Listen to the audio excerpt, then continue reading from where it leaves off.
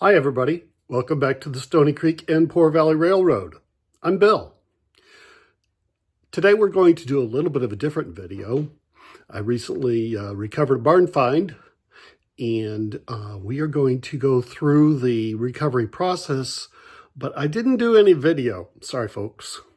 I took a lot of pictures, and I'm going to just bring those up and just narrate the process, talk through what I found, and hopefully inspire you on your next recovery journey. So, enjoy and feel free to comment. Thanks.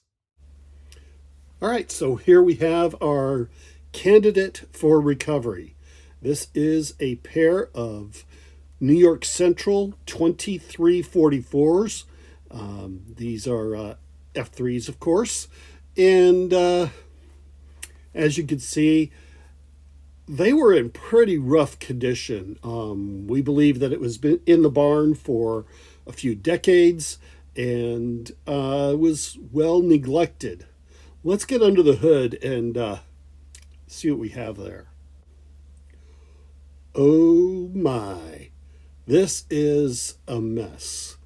As you can see, the battery compartment is totally destroyed. The horn relay is destroyed. The motors are filthy, and this just has a long way to go to get back to running. So the first thing we did is broke the unit down to its component parts. You can see there the battery frame is corroded beyond recovery. We don't have it in the frame here, but the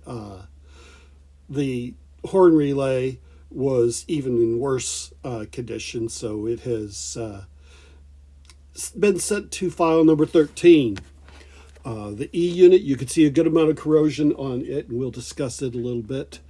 But you've got your major sections here. You've got your frame, you got your two motors, your horn assembly, two trucks, battery assembly, or battery bracket, I should say, and E unit. And we'll just go through and talk about the various things that we had to do.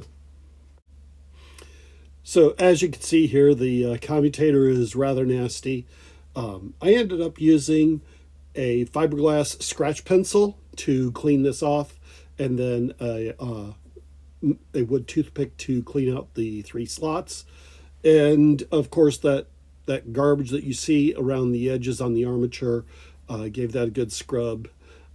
Did this on both of the motors, and in no time they were in really good shape. So after we cleaned up the motors, got all the commutators and brushes and brush plates clean, then it was time for bench testing to make sure everything was good. In addition to cleaning the motors up, we opened them up, cleaned out all the old grease, re-greased the whole thing, lubricated both ends of the armature, thoroughly packed the gears with grease, etc. And then I grabbed a spare E unit because I didn't feel like rebuilding this other E unit at this time. I will in the future, though. It's completely rebuildable. And I hooked it up, gave each of the motors a bench test to make sure that they ran happily in both directions, and they both did very well. After we got both the motors cleaned up and tested, then it was time to turn our attention to the trucks. So disassembled them all the way down, cleaned the truck frames in the kitchen sink with some Dawn dish soap and a soft bristle brush. Cleaned up all the parts with that. Some of it was Dawn dish soap. Some of it I used Simple Green to clean it up. But the whole point was to get all of the old lubricants and especially all of the old dirt out of these. And then, of course, repack it with fresh grease. I used no oxide in these, and worked out very well. Got them nice and cleaned up. As I was working with them, I did notice some grittiness in the movement of the axles. So in those cases, I took some contact cleaner and really thoroughly bathed the axles until all the dirt was gone and they were rolling smoothly. For those of you who love shock and On the left is, of course, one that has the truck that has not yet been cleaned. On the right is after cleaning. As you can see, it is a world of difference. Most of the stuff here is just dirt and grease and grime. It's not corrosion, so it's actually very cleanable. Incidentally, I did go ahead and test the electronic coupler when I did the reassembly to make sure that it was working as well. After all of the trucks were cleaned up and everything else, you see here that this is the after. I haven't yet installed the new battery holder or the replacement relay. I still have to source the replacement horn relay. I'll do that in the near future and get this back up and running. It's a really satisfying recovery.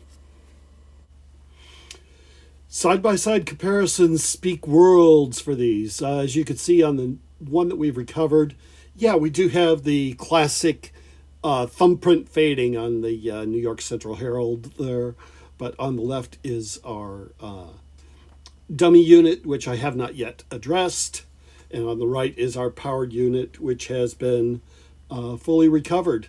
And we'll get you a close-up shot here in a moment. So here you go. We did source a new battery bracket. I'm still waiting on our new horn relay. There's the worn side of our unit and the nice clean side. I'm pretty happy with it. Still have some cleanup to do on the frame. You can see some scratches there from when I had to scrub off some of the corrosion. But overall, this was a really, really satisfying recovery. The unit runs well, and I'm not filming that right now because the layout is down for rebuild, so that will be coming in the near future. So meanwhile, thank you so much for watching today. Thank you for spending your time with me, and I hope that you really have a great day. Please like and comment and subscribe. Thank you.